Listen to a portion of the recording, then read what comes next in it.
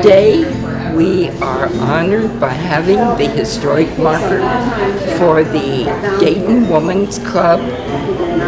We celebrated 100 years back in 2016, so this is a very special event for us. Not only is the marker celebrating the Dayton Women's Club, but also celebrating this beautiful mansion, the Steel Darce Mansion, that the original home was built in the 1840s. We are a place that all women can come together. We are a philanthropic organization. We help Artemis. We have events 2 or 3 times a month that are educational. We also have fun. Thank you, everybody. Good morning, almost afternoon. My name is Kirsty Zontini, and I'm a meteorologist at WHIO Channel 7. Thank you. I wake up very, very early, so this is almost good night for me. But I am very, very excited and honored to have been able to serve as the Mistress of Ceremonies here for the event today, in the presence of some very strong and powerful women all around. I'm a new mom, and I just had a daughter, so this house and this club, it really does make me feel very, very honored and special that I get to be a part of this event, and now this building and this club will be a part of history. So thank you guys again here for allowing me to be a part of this. I would like to introduce, though, our first guest speaker here today, the Honorable Walter H. Rice. On June 4th, 1980, Judge Rice was sworn in as Judge of the United States District Court for the Southern District of Ohio at Dayton, having been appointed to this position by President Jimmy Carter. He still carries a full docket of civil and criminal cases. So, ladies and gentlemen, let's please welcome Judge Rice.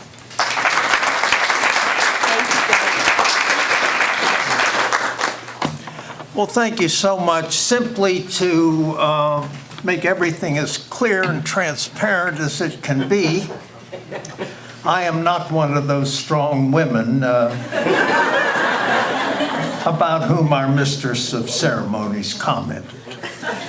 Well, good afternoon, or almost afternoon, and welcome to a great day for the greater Dayton community, when we recognize one of our crown jewels for what it has been and what it yet can be. The Dayton Women's Club, some might say, is a relic from a bygone era, a time gone with the wind. You know, when the club opened in 1916, the suffrage movement was in full flower. But in reality, things hadn't changed very much throughout our nation's history. Women were not given the right to vote, were not listened to, and often were not even allowed to express opinions on anything outside of the home. And many women weren't expected to have opinions at all. For many women, this building represented a place to meet, to educate themselves, and to discuss and form opinions on the issues of the day, so that those opinions could be expressed, sadly so, through their spouses, other male members of their families, or their communities. By custom, sometimes by law, women were restricted in their professional endeavors to teaching, nursing, and the like, noble professions without any question, but hardly an example of the capacity of women to work in and improve our society. Just think of what these women accomplished over the years. I wish I had the time to mention just a few, but other speakers perhaps can pick up and illustrate that of which I speak. But sad to say, the women The pioneers were a non-diverse group. Again, by custom, limited to certain religious faiths, limited to certain races, and limited by ethnic backgrounds and national origins. To a large extent, this is a different world in which we live in. Women have assumed a major position in the public and private sector, in the nonprofit sector as well. Women have assumed a leading role in the greatest military in the history of the world. But it cannot be forgotten that in spite of all of the strides that have been made, in spite of all the accomplishments that have been achieved, that the glass ceiling has not yet been broken. There are cracks in this country, in the glass ceilings everywhere. But that glass ceiling has not been smashed into smithereens. It still exists. It has not yet crashed to the ground, where its pieces deservedly can be consigned to the dustbin of history.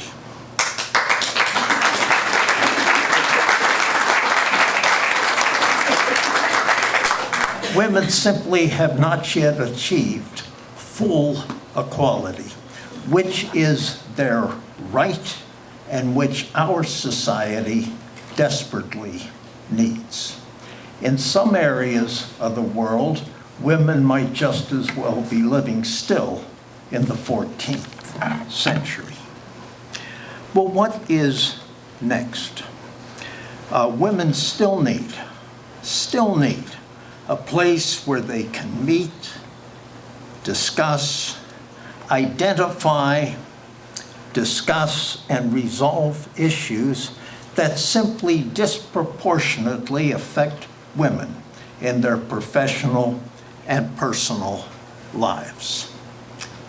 What comes next?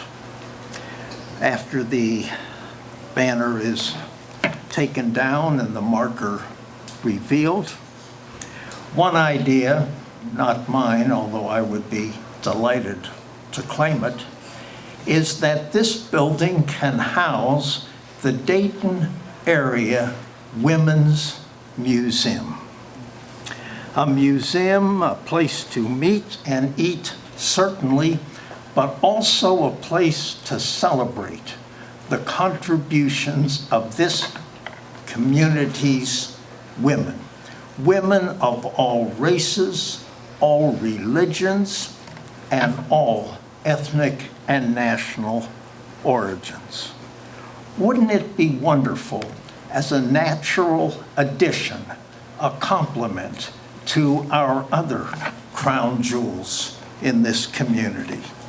Carillon Park, the national park honoring the Wright brothers and Paul Laurence Dunbar, the National Museum of the Air Force, the Dayton Art Institute, the historic Dayton Veterans Affairs campus, the Dayton Peace Museum, and so many, many others. Whatever our dreams for this building, I flat out guarantee that they will come to pass. How can I make such a guarantee? Well, you see, I've worked for many years with Margaret on a variety of endeavors. I know what she can accomplish through her passion, her hard work, her vision, and her network. So what Margaret sets out to do, she does. And I flat out guarantee that each and every one of you in this room will be a significant component part of her efforts. So congratulations to the Women's Club. Margaret, thank you for rescuing this jewel from oblivion and having worked with you over the years. I know I can confidently state, as a member of the community, that we ain't seen nothing yet. Congratulations.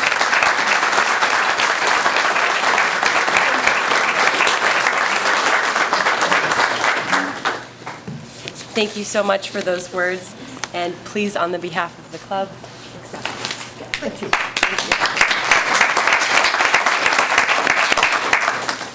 That was wonderful. I would like to ask our next guest to be a part of this, and I'd like to introduce her. She's right in front of me. Justice Sharon L. Kennedy. Sharon Kennedy joined the Ohio Supreme Court in 2012. Very excited to hear some words from you as well. Thank you, Justice Kennedy. Thank you.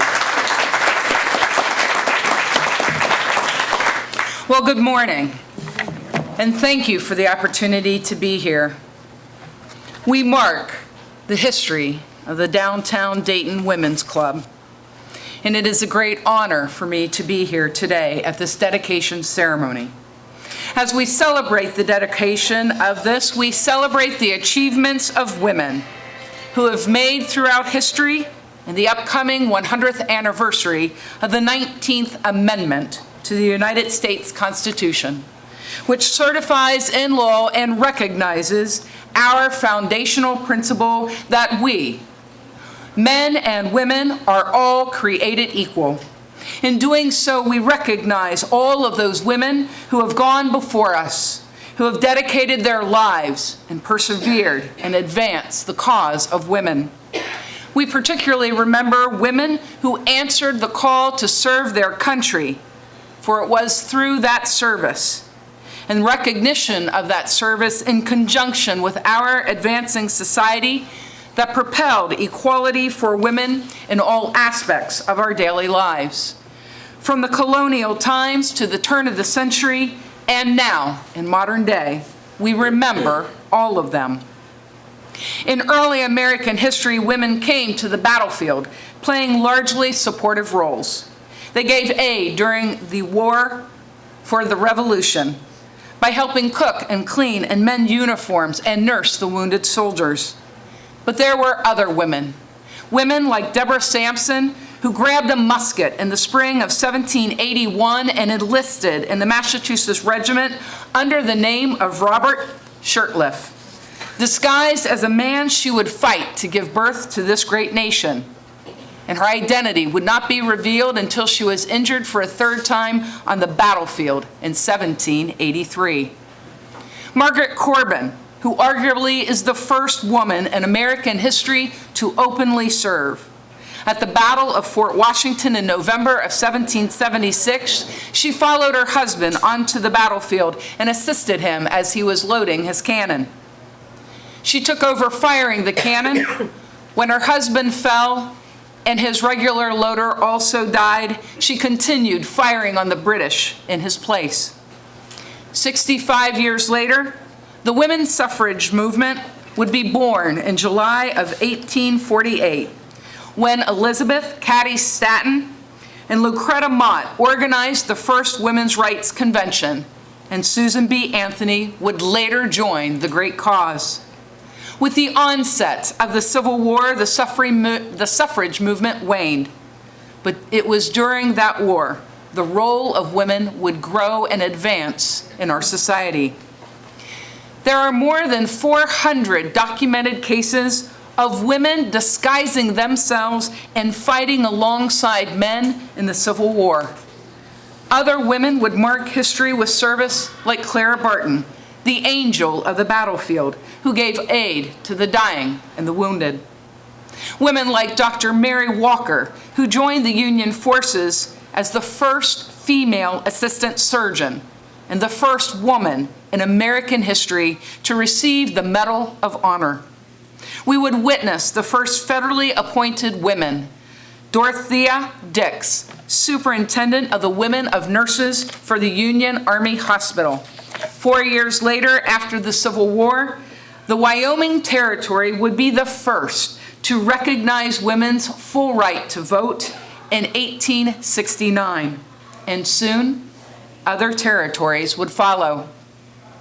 It was during the 1800s that many states also came to recognize our right to hold and retain property in our own name. The legal right to acquire, own, sell, and transfer property, the ability to collect and keep rents, to keep our own wages, to make contracts, and to bring our own actions in court. By the turn of the 20th century, all states had given married women significant control over their own property, and 4 states would come to recognize the right of women to vote.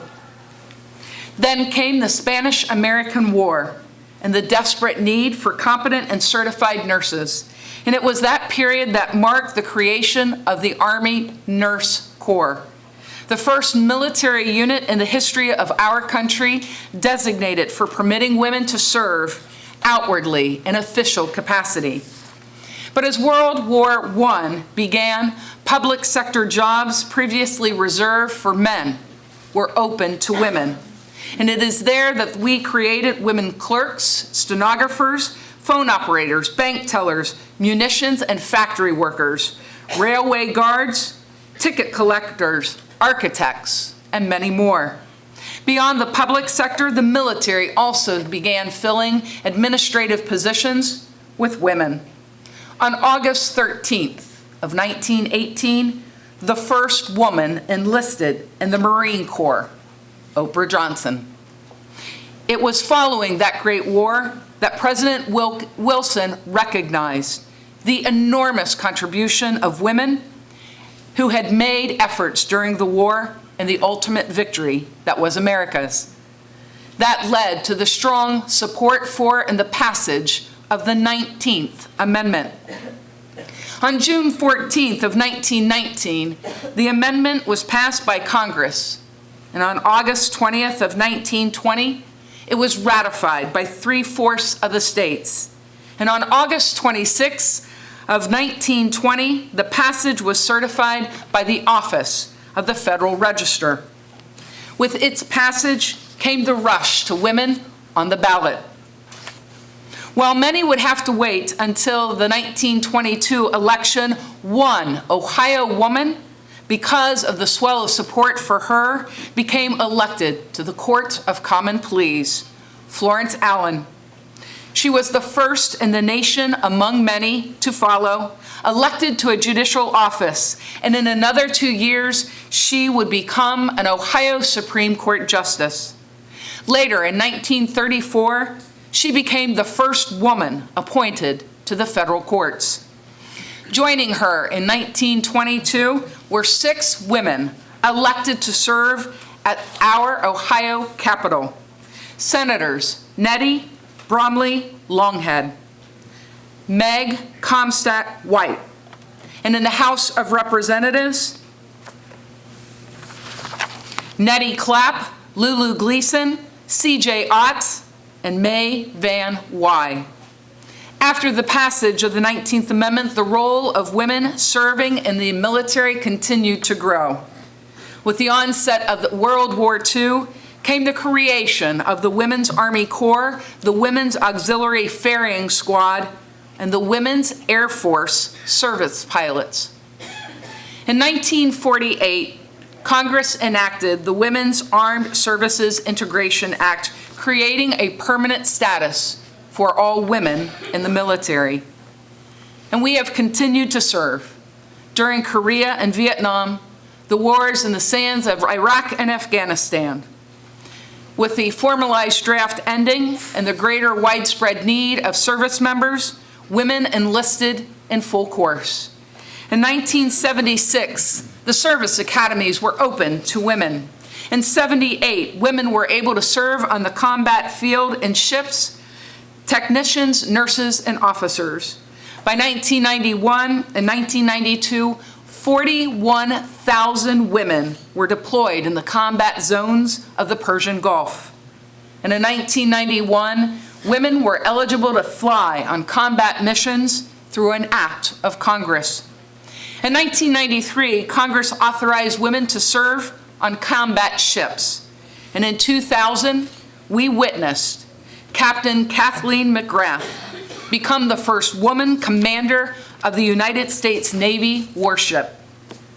In 2004, we witnessed Colonel Linda McTagg become the first woman commander of a fighter squadron in the history of the Air Force. And in 2005, we witnessed Sergeant Leah Ann Hester valor in action as she earned the Silver Star. We have witnessed the promotion of 2 women to the rank of 4-star generals. Army General Ann Dunwoody in 2008.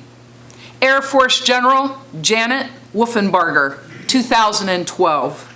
Commander of the Air Force Materiel Command at Wright-Patterson Air Force Base, here in home in Dayton. On August 21st of 2015, America witnessed the first women to graduate the Army Ranger School, Captain Kristen Grice and First Lieutenant Shay Haver. And tomorrow, we will see more. Our history is filled with the significant achievements made by women, none more important than women's service in the military, which did advance and propel a changing society. It opened hundreds of doors to occupations previously denied to all of us.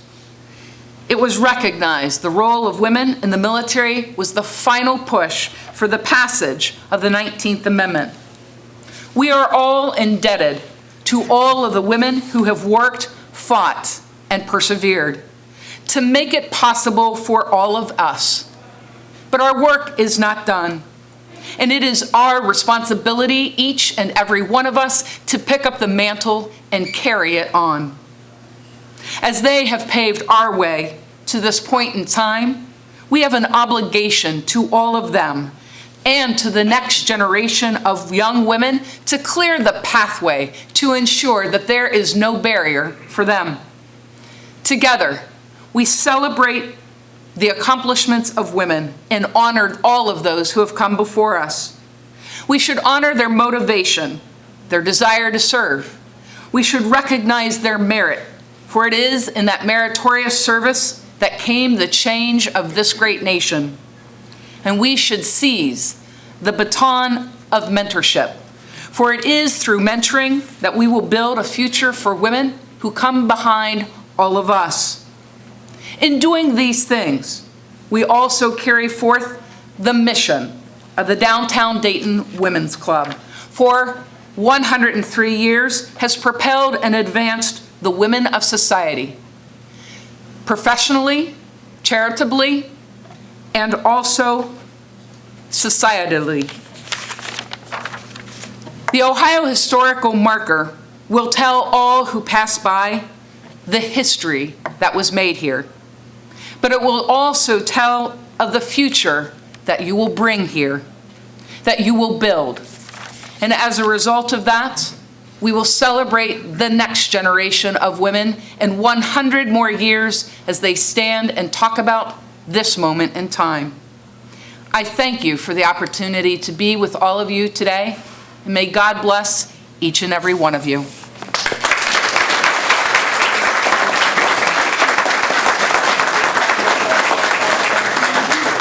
Thank you so much, Justice Kennedy. Very, very powerful words. We appreciate you being here. Thank you so much. Thank you.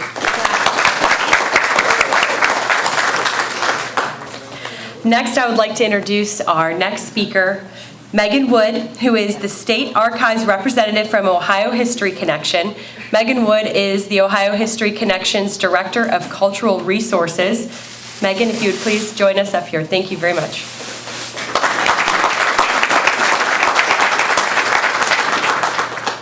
Good afternoon, everybody. Thank you so much for having me here today. In my role at the Ohio History Connection, I oversee all of our historic sites. We have 58 of them across the state, including the Paul Lawrence Dunbar House. I also oversee all of our exhibits and collections.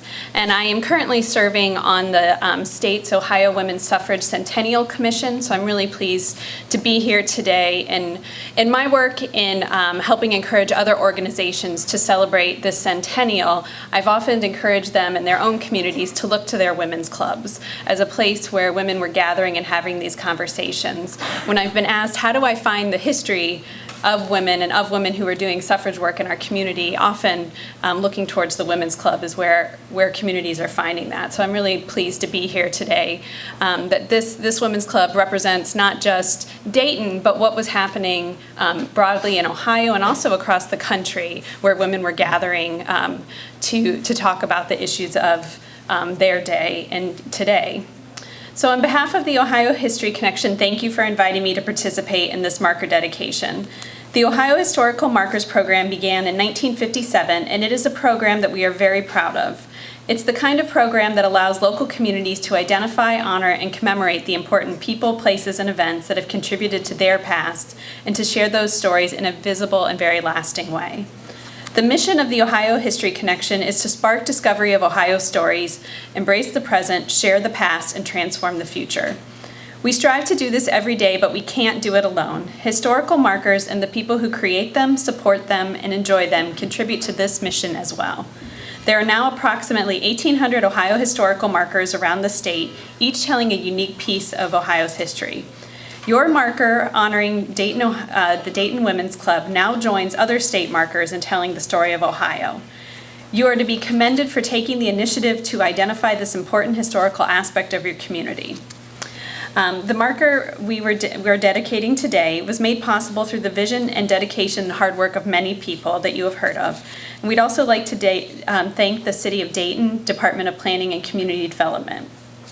The individuals and organizations today come together around an important Ohio story and dreamed of a way to memorialize it in their community, in your community. They came together to research and submit the initial marker application and to put together the funding both to purchase and install the marker and to do all the unforeseen jobs that led to today's celebration. The Ohio History Connection's role was to guide and advise them through the process by helping them to research and refine the final marker text that you see here and to follow the marker through its production at Siwa Studios in Marietta. We're very proud that our markers are made in Ohio, and actually if you go to other states, their markers were also made in Ohio. And our markers are better, I think. So it was a real pleasure to partner with you to tell this important Ohio story in Ohio history, and also this great tie-in with the suffrage centennial that we're in the midst of, that is something that we're marking to celebrate not just 100 years ago, but all the work that's happened since, and the women using their voice. And I was very grateful to hear Justice Kennedy name many women who are very important. So to mark this special event, I am proud to present some commendations. One comes from the Ohio History Connection's Executive Director, Bert Logan, and our Board of Trustees that commends for furthering the knowledge of our state's heritage by placing an Ohio historical marker today to tell the story of the Dayton Women's Club and the importance in the history of Montgomery County. And then I have another proclamation from the Governor and Lieutenant Governor. From Mike DeWine and John Husted, Governor and Lieutenant Governor of Ohio, do hereby officially recognize Dayton Women's Club historical marker. On behalf of the state of Ohio, we welcome all those gathered for the placement of an Ohio historical marker. Historical markers reflect and honor the people, places, and events associated with our state's rich history, and through this reflection, encourage appreciation of our past as we look to the future. We commend all those involved for ensuring our state's history is preserved and remembered, and we extend our best wishes for a memorial event, a memorable event. So I'd like, is Margaret here so I can hand these to her? No, she ran away. Get too hot. Well, I'd like to present these both to the Dayton Women's Club and congratulate you. Oh, here we go. I'm vamping. Thank you. Thank you. Congratulations. Thank you all very much. thank you for inviting me to be part of today's dedication, and we really hope you enjoy this marker and maybe many others to come. Thank you.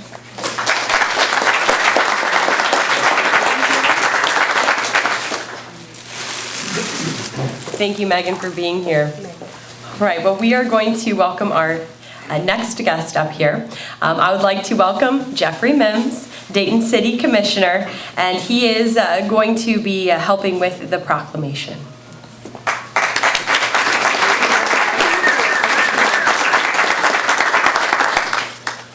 Good afternoon. Let's try it again. I'm a former teacher and a coach. I like a nice loud one back. Good afternoon. Good afternoon. Good. Thank you. You know, I am the person on the city commission who is the most shy, and I got that from Jim Booker, I do my best when I'm in the public eye to make a couple of comments. And before I do, just wanted to say, and sometimes it's difficult to give me a mic, but anyway. I was very angry at Christy this morning when I got up and saw the weather. Okay, that's why I gave her a hug, because I felt guilty, you know, for some of the things I was saying about you this morning. But we're gonna get past that. I'm a Vietnam vet, and honored to be such, and very honored also to hear some of the comments that were made about the women and their activities in terms of service. We just can't say enough about them and what they've done. And also, when I'm in a setting that's dominated by women, and very few men here, there's one saying that goes around the nation a lot. You've probably heard this before, but I just want to say this in case I make any mistakes as I go through this process. But happy wife, happy life. I don't know if you guys probably heard that before, but it gives great honor and great tribute to the quality of life that women provide, not only in our nation, not only in our world, but especially in your particular household. So I just want to make sure I got that out very early. I'm also one of the dominating men on the Dayton City Commission. Myself with Darrell Fairchild, Chris Shaw, and Matt Joseph. We have a very dynamic person who has one vote just like us, who's our mayor, Nan Whaley. And it's a pleasure whenever I'm out to give honor to all the members of the commission and to our mayor, who has worked so hard in so many areas to help us bring Dayton back from where we were some 25, 30 years ago. And we look at some of the major progress that we've made, the agreements that we've made around the state, around the nation, and certainly here in Dayton, to make Dayton the place that it's supposed to be as we move forward in terms of the 21st century. So I've stopped with that. I'm going to go ahead and do this proclamation and get out of your hair so you can continue with your program. Okay. From the Office of the Mayor and the Dayton City Commission, whereas the Dayton Women's Club, now the Women's Club of Dayton Foundation, located at 225 North Ludlow Street, has been awarded an Ohio Historical Marker designation to make sure that we understand this site is part of Dayton's history.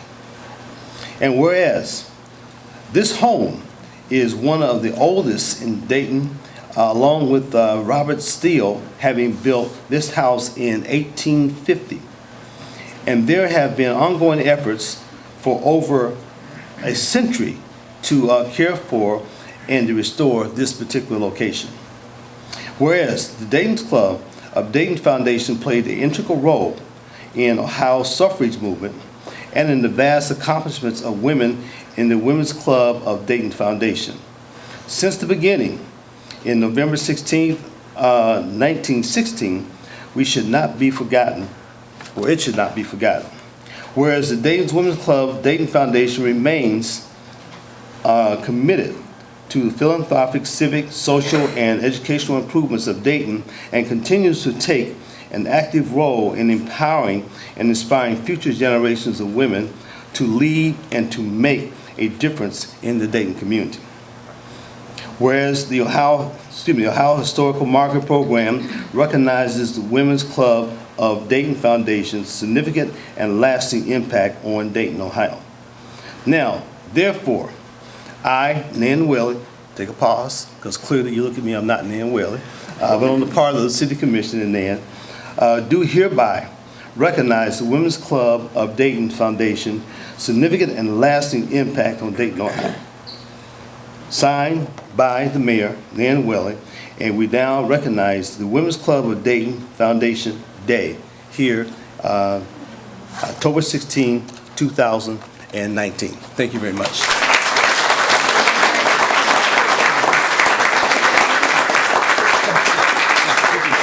Yes, thank you very much. And if you did watch the forecast this morning, I said it was going to stop raining well before this event. I'm good luck when I get to come to events and bring dry weather. All right, well, I would like to keep moving forward here and bring up our next speaker. Debbie Lieberman is the president of Montgomery County Commission, and I would like to have you come up here and just help us with some more special words here to this event. Absolutely. Thank you. Thank you, Kirsty. And instead of being mad at you, I want to thank you.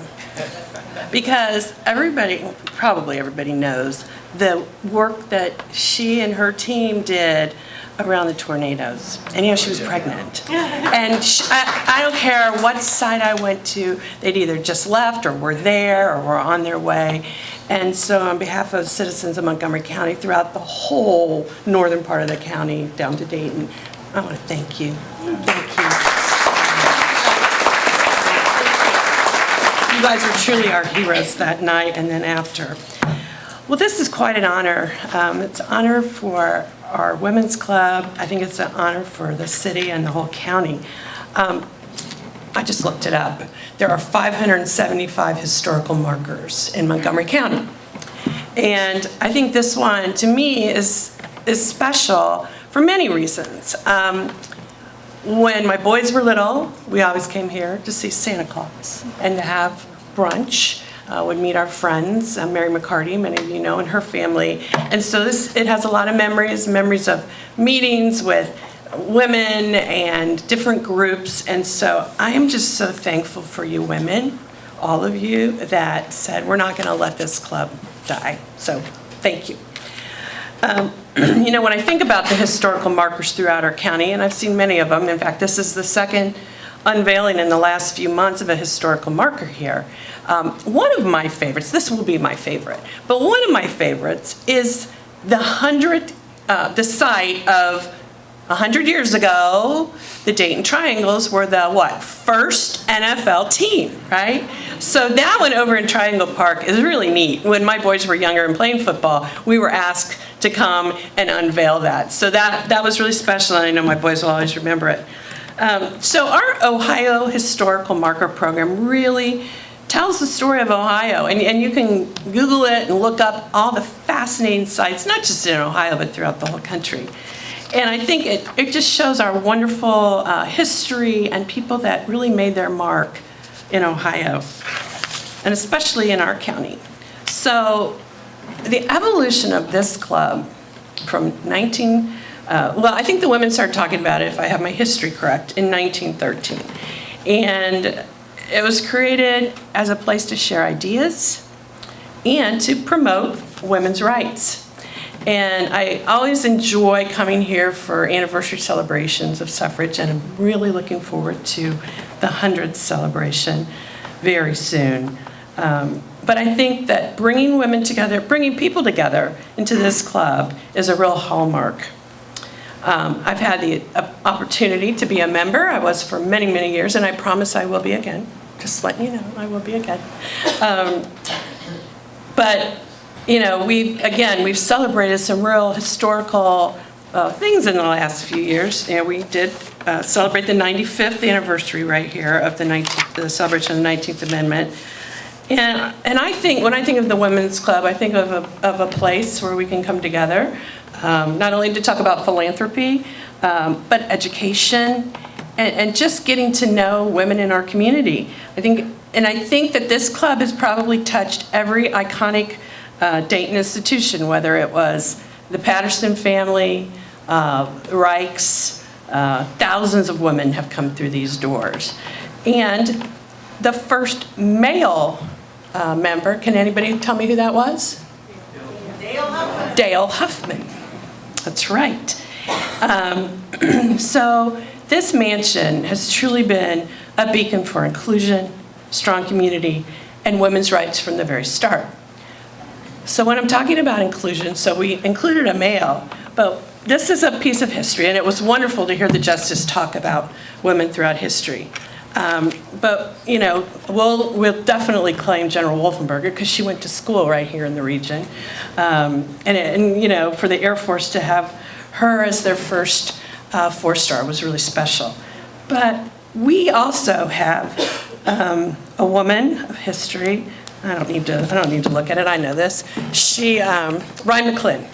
When Ryan was a senator, she was the first African-American female senator in the Senate, and she became a member of this club. She was the first African-American member of this club. And she encouraged me and many other women to join back in, I think it was about 2000, and we all did.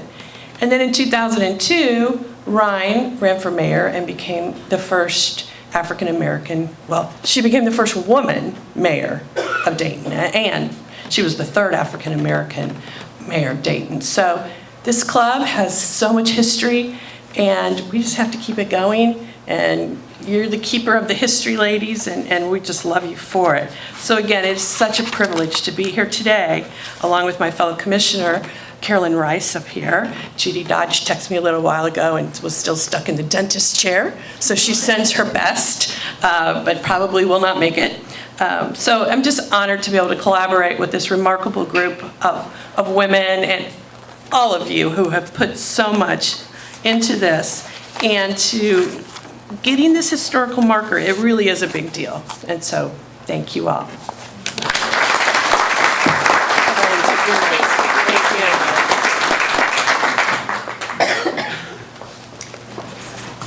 Oh, thank you. Thank you. All right, thank you for sharing some of your personal stories of the club. And now for this historic day, Margaret, would you like to come up here with me? This concludes the indoor portion. Are we gonna? Actually, I'm going to save time because I've been watching my clock. You know I'm an Army person, got to stay on time.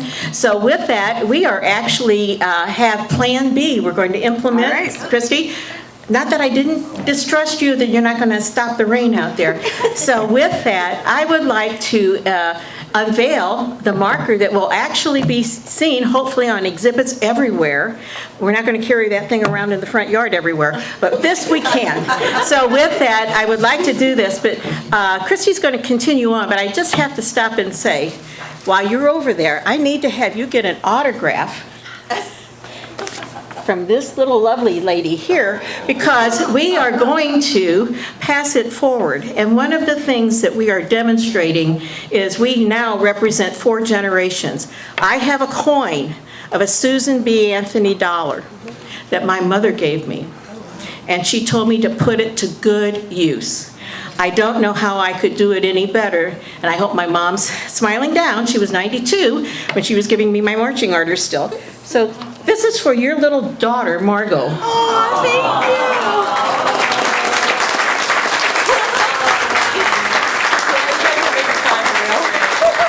The other thing you need to know about women, okay, if you looked around, can I have those who have served their country stand up for me, because I know you're out there. We might only represent 8 to 10%, but I know you're out there. Okay. I also wanted to let you know that your chef that you're going to be enjoying today, not only did she graduate from Cordon Bleu valedictorian, she served in the Navy, and she served 2 presidents. So you're going to have a wonderful cuisine. Her name is Chef Jacqueline Stein. But in the meantime, how can I tell Zantini to march forward? She's got to be a Wonder Woman. So there you go. So we're going now into doing the unveiling. If you haven't met Molly Hauser, please do meet her. She is my mentor. She is our historian of the house, and if she doesn't know it, no one does.